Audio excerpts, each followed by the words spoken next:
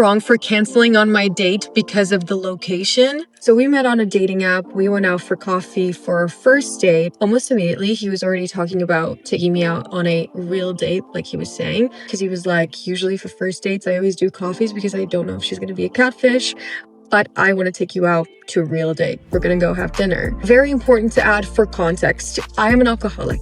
I've been sober for 2 years, and we talked about this at length during our first date. I told him my story. I told him a lot of things about it and how it was such a big thing in my life and that I would never touch a single drop of alcohol again. So the night before our dinner date, he tells me that he's already made a reservation at a spot that I hadn't heard of. I looked it up immediately, obviously, and I sent the link to him asking if that was the right place because it was a cocktail lounge. While I was looking at the menu online, he texted me saying that he thought we could go there first so we could go there to eat and then we could go to an art-themed bar afterwards. And these are not restaurants with alcohol options like all restaurants have. These are first and foremost bars. I decided to take the evening to think about it, but then the day after, which is 2 days ago, I texted him saying that I didn't think it was a good idea for us to move forward, basically canceling the date. And his reaction actually pissed me off because I also said that I didn't think we would be a great match, and he just said, "We will leave it at that." Peace emoji.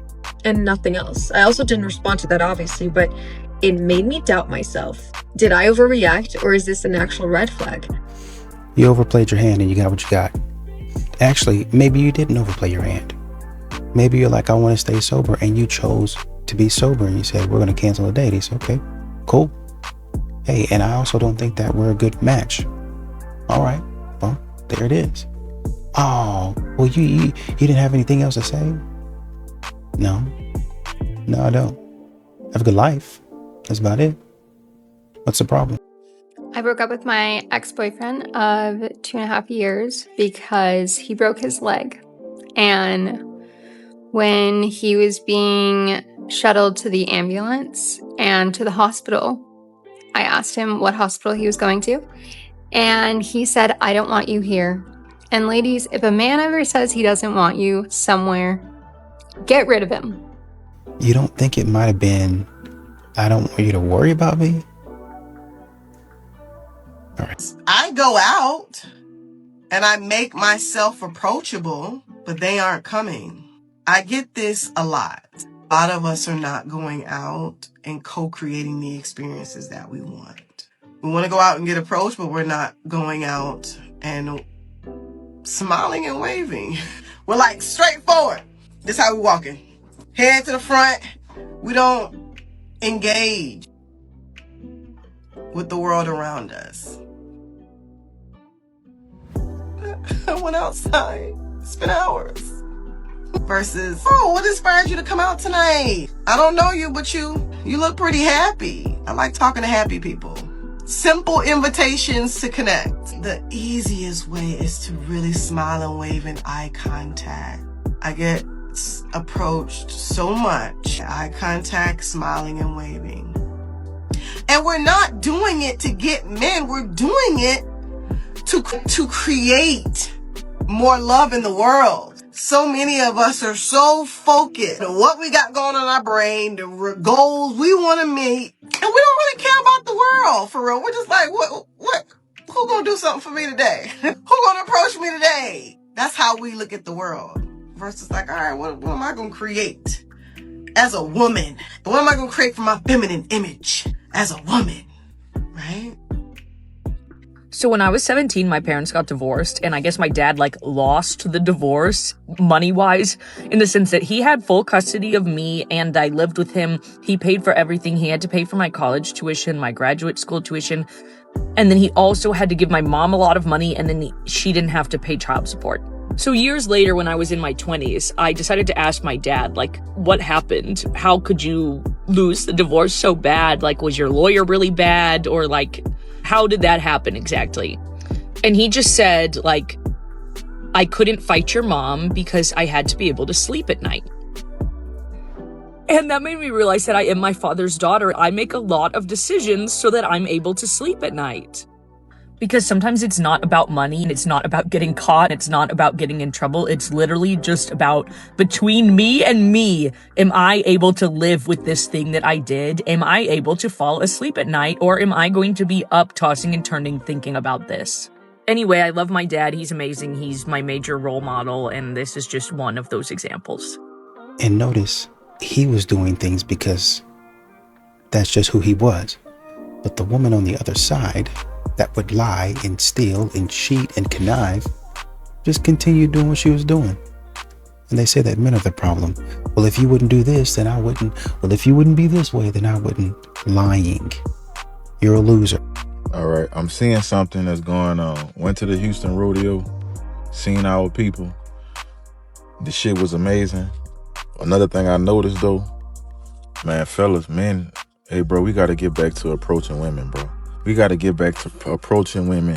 It don't matter if they talking about, oh, they don't want to talk and all that shit. You know, we'll find that out after we speak. The Black Heritage Night, I seen a lot of men eyeballing women and they're not speaking. Like I seen a lot of women like looking the man up and down like, I see you looking, brother. What you gonna say? Say, dog. Social media is taking us out of context, bro. Dudes not shooting a shot no more. I thought the females was just complaining about something else. I seen it with my own two eyes. Me, I'ma shoot my shot. If I like you and I want you, I'm coming get you. I'ma try. You gonna have to tell me no. I'll take 100 no's to get one yes. So ladies, as mad as I don't want to agree, you all are kind of right, bro. Dudes acting like they scared to speak to y'all in person. Like, so I don't know what's going on with this feminine energy, but this ain't me. This ain't my homeboys. Hey, bro. No, we don't. No, we don't. There's too many attractions at the rodeo. Too many food trucks. Too many things to play around with. Too many games. Too many rides. To be worried about approaching a woman.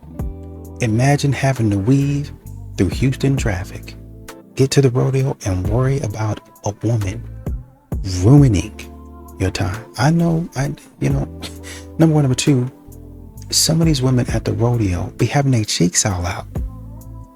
They had their cheeks out, Doc. I mean, my God. But the child right there, the child like 4 years old, cheeks out. So no, I'm not going to be approaching that. Look nice, but I'm not approaching that. Come on, Dad. Come on. Absolutely not.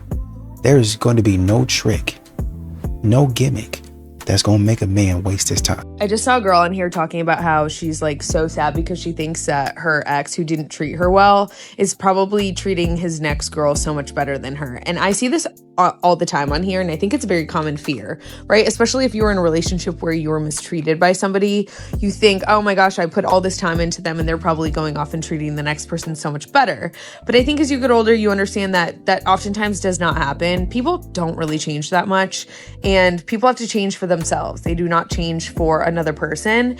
And to actually make lasting change, you have to be really intentional and takes a lot of time. So it doesn't really happen that much. But I was thinking about, I was like, why in this specific type of dynamic does it feel like people fear this more, right? Like, why, if you dated this person who didn't treat you well, do you think that they're gonna just like go off and change for the next person?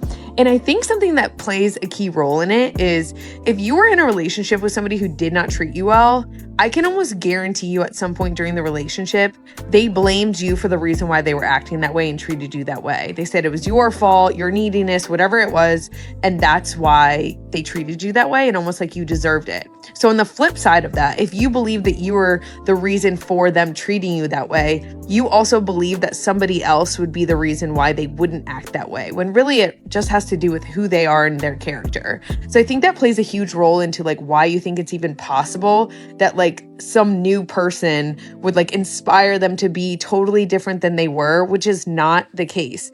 People do not change that often. And if they want to change, they have to change for themselves, and they have to put in the time and effort to actually make lasting change. Also, I mean, you're talking about I put this much time into him.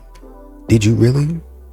I know modern women like to think because they've been around somebody that they're owed somebody or something, when they really didn't do a whole bunch of anything. They just they were along for the ride. My fiance cost me a $300,000 opportunity.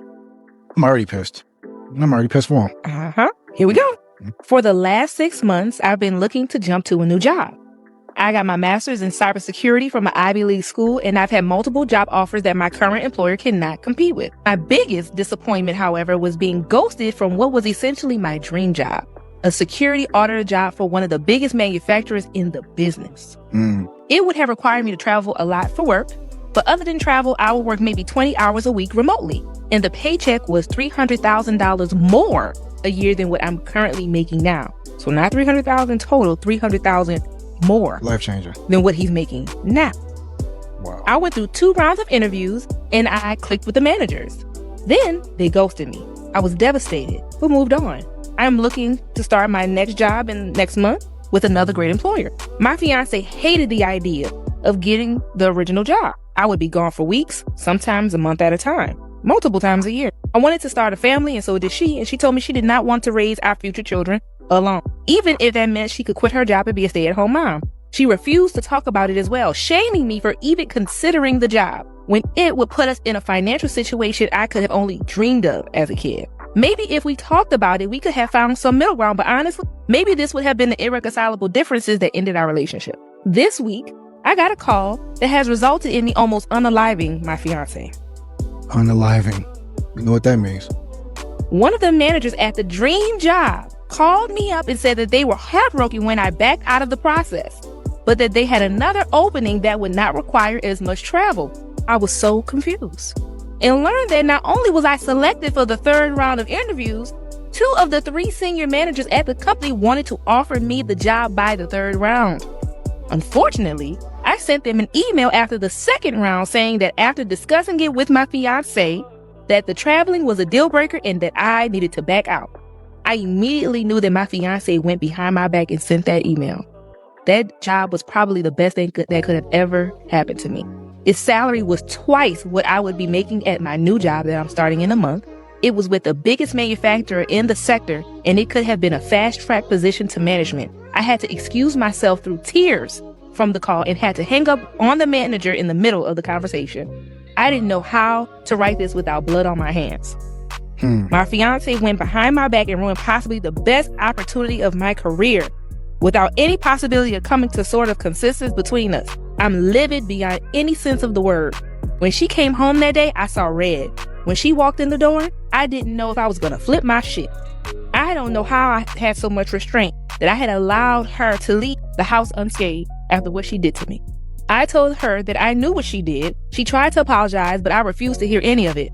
I told her she needed to get out of the house for her own safety. She called and texted me multiple times. I've ignored her, deleted every voicemail and text without even considering hearing her out. I finally answered this morning and didn't get a minute into the conversation before I burst into tears and hung up. I knew if I was to see her face to face again, would not be able to hold back next time. The last few days have put me in the darkest place of my life. I just got done texting her that it is over and we're through. That when she plans to come get her stuff, I need to be out of the house for obvious reasons. I'm considering talking to a lawyer to see if there's a chance to hold her accountable. Yeah, and it's funny, I was literally just talking to my wife about this situation. One of her friends came by today and she went to go see her and she's like, hey, how's it going being married? And the woman was like, well, I really haven't seen my husband since, we got married. We got married a few months ago and then we went on a honeymoon and he's been gone since then. So, and she was telling me, well, that's a very lucrative job. And they were high school sweethearts. The young lady, she's still like 19. So she's young, right?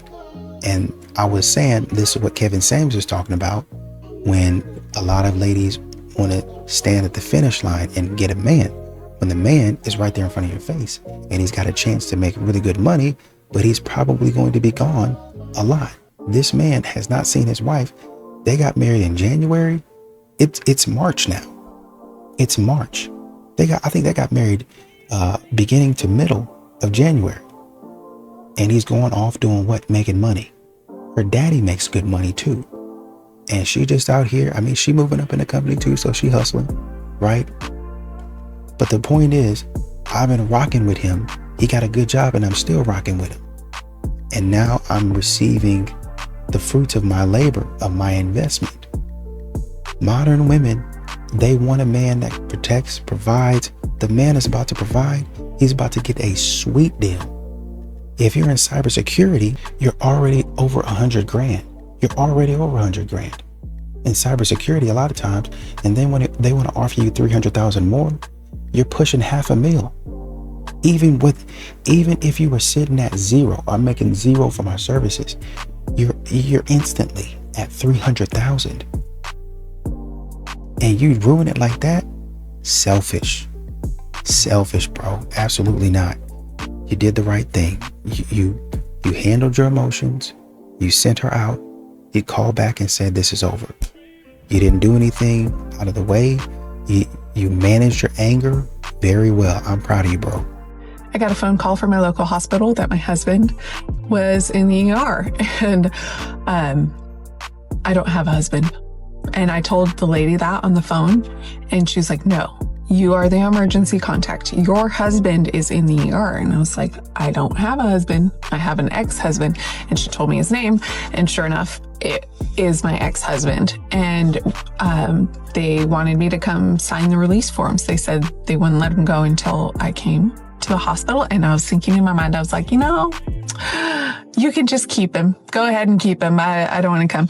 But she was very persistent. And so I showed up to the hospital and I figured I could just go into the, whatever they call it, the reception area, and just sign the papers and they could let him go. Except I got there and they're like, you really, really need to come see him. I'm like, I really, really don't want to. And they made me come look at him anyway. And I walked into the room and I wasn't quite sure what to find, haven't seen him in over a year. And he was super nice. He was just like happy to see me. And I was like, this is really strange because our marriage did not end on good terms. We were just fighting constantly by the end. And he was just so happy and nice to me. And he was apologizing for making me have to come get him. And I was like, oh, okay, well, maybe he's matured a little bit. And then the ER doctor asked me to step out into the hall and talk to him for a little bit. And he told me that my husband has amnesia. He told me that he does not remember the last 2 years. So that means he doesn't remember our divorce and he doesn't remember our year of fighting. All he remembers is that we are married and that we are happily married. And so now they're releasing my ex-husband. So you're saying there's a chance. It might be that time. Let's get this money. And if you're having a bad day, just remember that some people call laying in bed every hangout a relationship.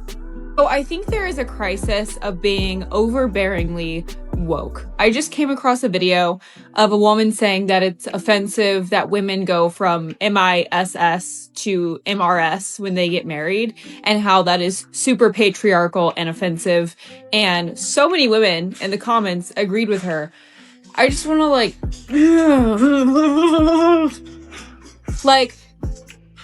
it is just so exhausting to have to constantly be offended by everything and to live your life that way. I think it's a combination of idleness. We have a crisis of idleness. And secondly, victim mentality, and just always having to be offended by something, always having to put yourself in a position that puts you at a disadvantage, even though you're not at a disadvantage whatsoever. Okay, this is like Alex Cooper from Call Her Daddy saying how women are so oppressed, and she's got a multi-million-dollar deal with SiriusXM. It makes so much money and has a crazy successful podcast. It is just so exhausting, the victim mentality. And if you're living your life that way, you're really limiting yourself. You're really harping on things that don't matter. And it's taking away from your joy and fulfillment and the things that you actually could achieve, but you're so stuck in your own way and trying to constantly be offended by something. This might be the most beautiful description of marriage I have ever heard. When you walk down the aisle we've kind of changed it in our Western culture. But when you walk down the aisle to a marriage, you're walking to your death. You know what happens at the altar? Sacrifice. There is no covenant without something bleeding. I'm trying to join two things together.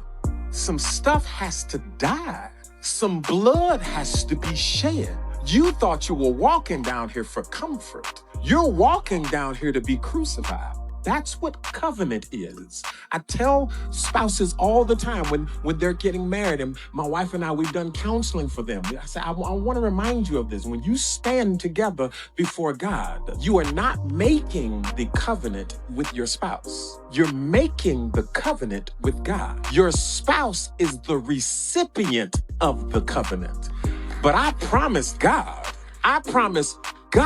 that I'm going to be faithful. I promise God that I'm going to keep showing up. I promise God for better or for worse, for richer, for poor, for sickness or in health. I promise God. I'm not promising you. I'm promised God. You're the recipient of my relationship with God. And if my relationship with God is always right, we gonna be all right. And I am a devout Catholic, and I'm watching that going, amen. There's a lot of people who will hear that and think that sounds horrible. Who would want to voluntarily be crucified? Who would want to live in a world of self-sacrifice? Who would want to lessen their own desires, wants, needs to prioritize someone else's? But that is exactly the relationship that God has with us. And it is so beautifully mirrored in a wonderful, godly marriage. There is nothing more beautiful than that. Men, if you're in a relationship with a woman who's in her 40s or 50s, you're going to want to listen up. Women and doctors barely know about perimenopause and menopause. Ooh, we're going to talk about it. We're going to talk about it because your reality is not the same. Her hormones are going for a ride. If you've ever experienced a woman in a postpartum depression, you probably have also experienced this. Y'all are just... You're set up for failure. I'm not going to lie. And even as a woman, we're set up for failure, right? Because not only does your woman's mood change once a week when she's in her prime, right? Which means at least 1 week a month, she's like all about you. And then we'll kind of see about the other 3. But when she goes through pregnancy, her hormones change. When she goes through postpartum, her hormones change. Then we throw in a lack of sleep. And you're like, what the fuck? The woman that I fell in love with, she's different, but she's a mom, so I want to be respectful. And then she gets to the point where finally her children are probably in school where she might, they're not like in survival mode depending on her 24/7. So she might have the bandwidth for you. And then we throw in perimenopause, which can start at the age of 40. I'm 41 and I've already noticed a significant change to my mood. So I've already gotten on hormone replacement therapy. But just as a heads up to you, the messaging that doctors and women have received for decades is that hormone replacement therapy can cause cancer, right? So a lot of women are afraid of it because they don't want to cause cancer, whereas the research shows, and again, I'm not a doctor, so go do your own research, go talk to your own doctors, that hormone replacement therapy doesn't actually cause cancer. So now there's like a whole shift in how women can get support during this time period of their life, but most of them aren't educated on it, and we get gaslit by our doctors because my doctor said that my hormones were within range, but in what range? Because depending on the time period of my cycle, my hormones could have been wildly off the charts, but nobody followed up with another test to check a different part of my cycle. So I'm left to the TikTok gurus and experts and going to go find my own information to see why I don't feel like me.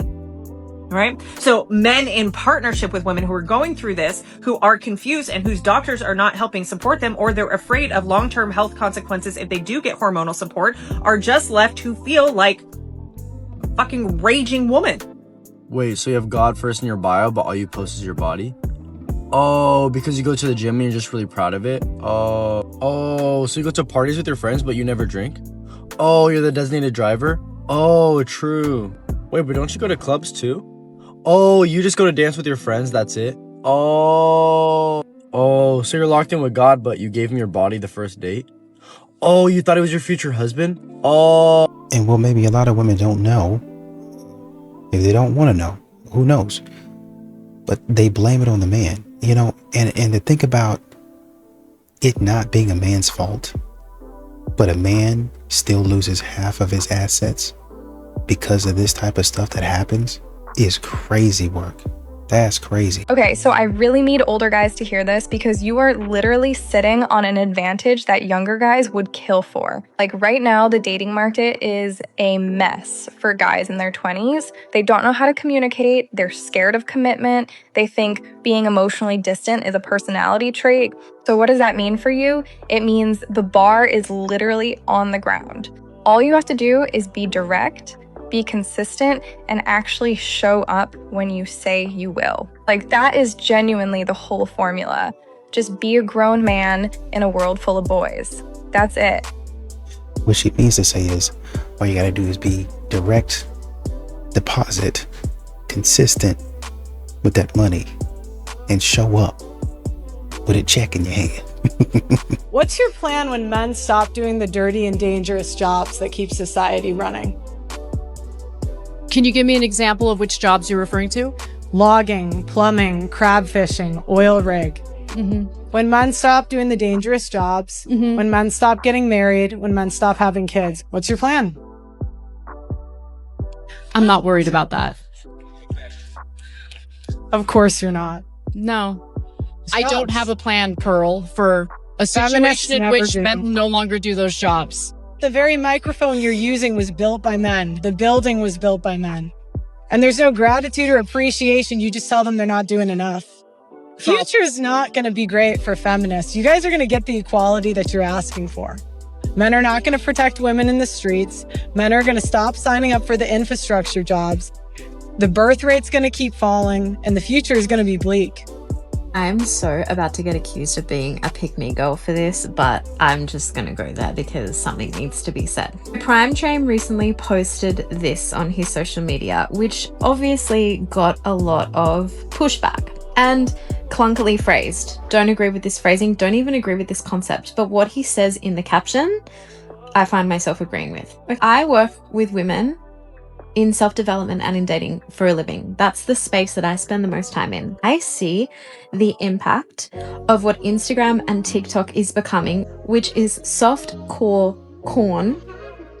I see the impact that that is having on women and women's romantic and platonic relationships every day.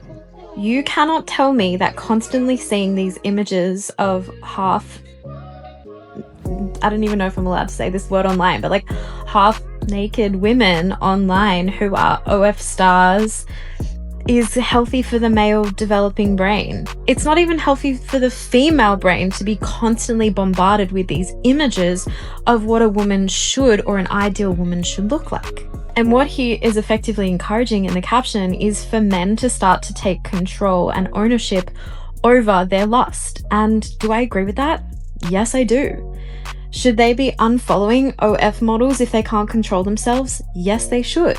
Should they not be liking half-naked photos of women on Instagram if they have a girlfriend?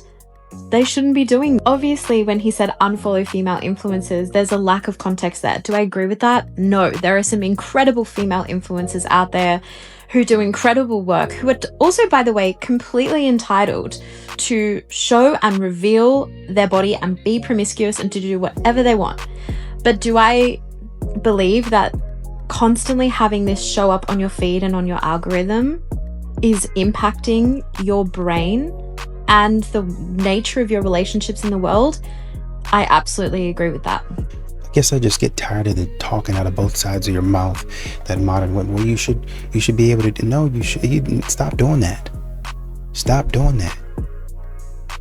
I mean, they're doing it for a reason because they're trying to catch men. He was right. Oh, well, no context is needed. Leave these women alone. They don't want anything but your money. They're not good for, well, what about me? Don't nobody care about y'all. Y'all, half the time, more than half the time, these modern women want just what, I ain't doing this for the guys. I'm doing this for the girls. So men, I block every man that I see, every man that I come across. Okay, then. So what he said, you should be in agreement with. Period, in the store. Well, no, it's not. No, it's not. Unfollow them. Leave them alone. And let that be that. Even a lot of women want their man to take this extreme. A lot of them want their man to take this. I think they'll be okay not following you. I think they'll be all right. Well, I'm one of the good ones. It might be true, but it doesn't matter.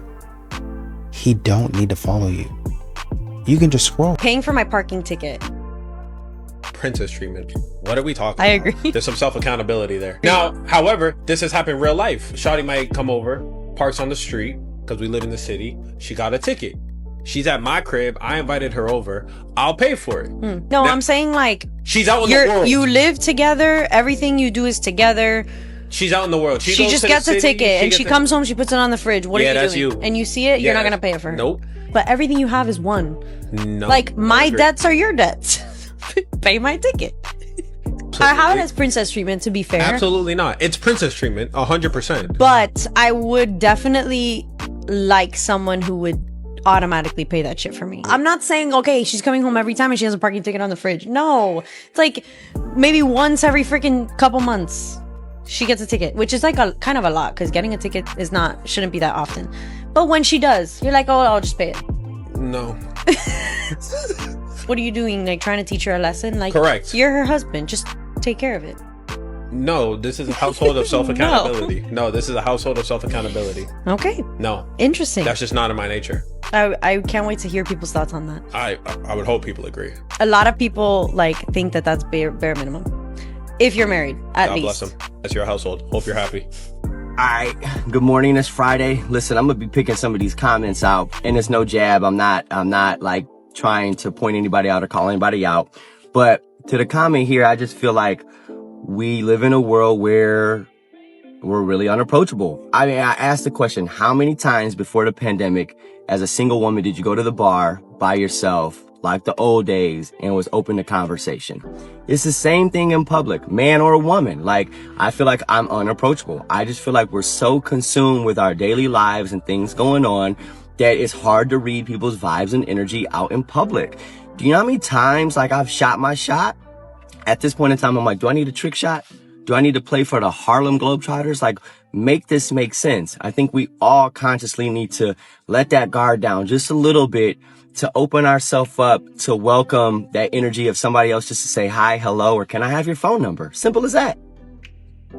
Peace. I went on a date with a man 2 nights ago who said that things were simpler and easier when women couldn't vote and couldn't have credit cards. But naturally, that's not the only horrific thing he said during this monologue he went on about what he views as women's place in society and the household. And my other favorite quote during this monologue was that he said, yeah, the whole girl boss thing just isn't interesting to me. Keep in mind, we're an hour and a half into this date. He's just started in on all of this. And he has not asked me an hour and a half in what I do for work. Keep in mind, I own a large, successful company. He simply does not know this because he has not asked. So unprompted, he says, yeah, the whole girl boss thing just isn't really interesting to me. And I think most men just really don't find that attractive. So I say, okay, out of curiosity, what would you expect a woman to do in the interim with her life while she's waiting to meet you, you absolute gem? This man's in his 30s. Presumably he's dating women late 20s, early 30s. So what would you like a woman to do between the ages of 18 to 30, let's say, while she's waiting around to meet you so you can financially provide for her? Would you like her to be unemployed so that you can complain that she's living off government benefits? Would you like her to be supported by her family? Because I think most families would not be down with supporting a 30-year-old. Would you like her to, I don't know, work a job that she hates for 10 years and then quit the second she meets you? Like, I truly was like, what would you like a woman to do,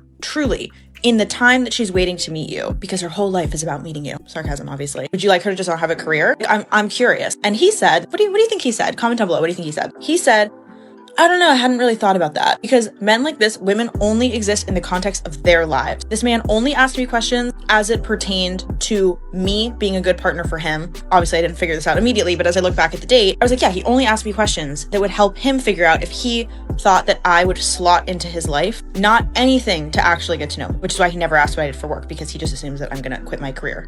What does it have to do with you being a girl boss? You just have a job and work the job. A girl boss, a lot of these modern women, they try to go above and beyond, and they're doing it to get money. But then when it comes to dating, right, which is fine, you go be a boss. But then when it's fine, you come to dating, and then you start telling a man you're so much better than he is, but you're not. You just have a job like most people. And a lot of times modern women are thinking, oh, because I cook, I clean, I take out the trash, I do my own laundry, I fold my own clothes. So basically you're an adult and you live on your own and you pay for everything that you're supposed to be paying for, because once again, you're an adult. That makes you any better than a man. It doesn't. Well, you know, it does because of the what happened 70 years ago. No, that doesn't work either.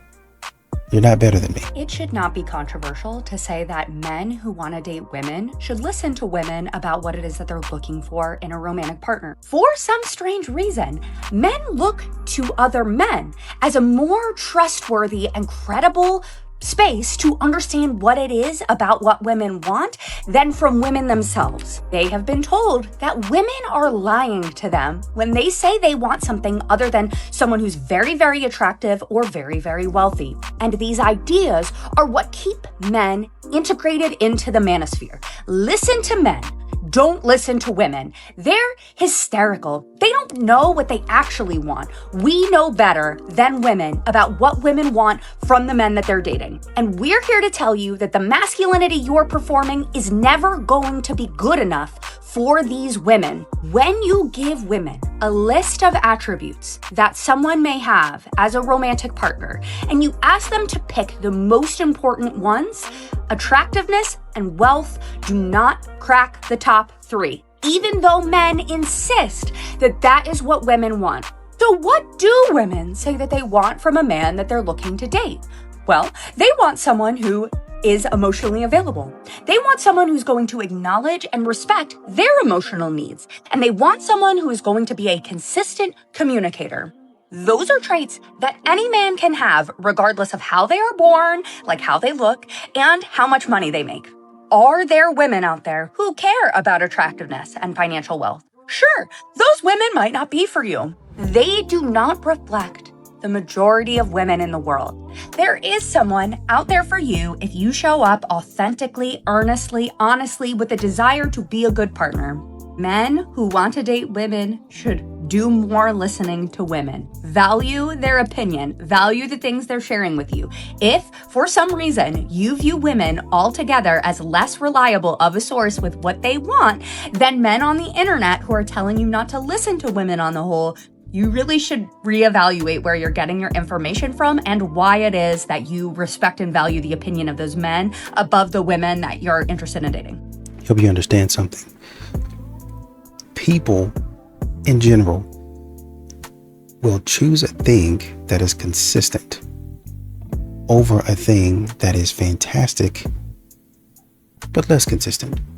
Man, you know, like say for instance, if you're playing football, man, this quarterback, when he's on the field, he is a game changer, man. You rip off 7-8 wins, and then the rest of the wins we're trying to struggle to get, and that's how we end up 8-8, because we have him first part of the year and he's gone for the latter part of the year, and this has been happening for 3 years. So by the time we get going, then all of a sudden we're not going anymore, and all of a sudden our hopes of going to the playoffs go right down the drain. That's how you guys are. It happens. It's going fantastic. It's going great. The stuff that y'all say, the advice that you're given, fantastic for maybe the first couple of times, but then over time it doesn't work. It's not available. It's useless. And so men say, well, maybe everything that Kevin Samuels or Andrew Tate says, or Fresh and Fit, everything that they say, or Brian, whatever podcast, Andrew Wilson, whoever, maybe the things that they say, I'll throw in Pearl, whoever, maybe the things that they say is not necessarily always right. I'll throw myself in there. I'm probably off on, 70-80% of the time, but maybe what they're saying isn't right all the time, but it's consistent. It's consistent. And I can count on them because I'm going and trying to look at you and talk to you, and it ain't working. It's just flat out not working. And not only is it not working, it's failing completely. That's the problem. It's failing completely. And I'm getting tired of the extreme failure, because that time that it fails, it takes time to rebound. I need to be able to rebound quickly, and I cannot with extreme failure, with extreme setback. That's why they stop listening to you. That's why they presume you to be lying, or else they would listen to you. A lot of times y'all come back and say, yeah, I don't know what I was thinking. I shouldn't have said that.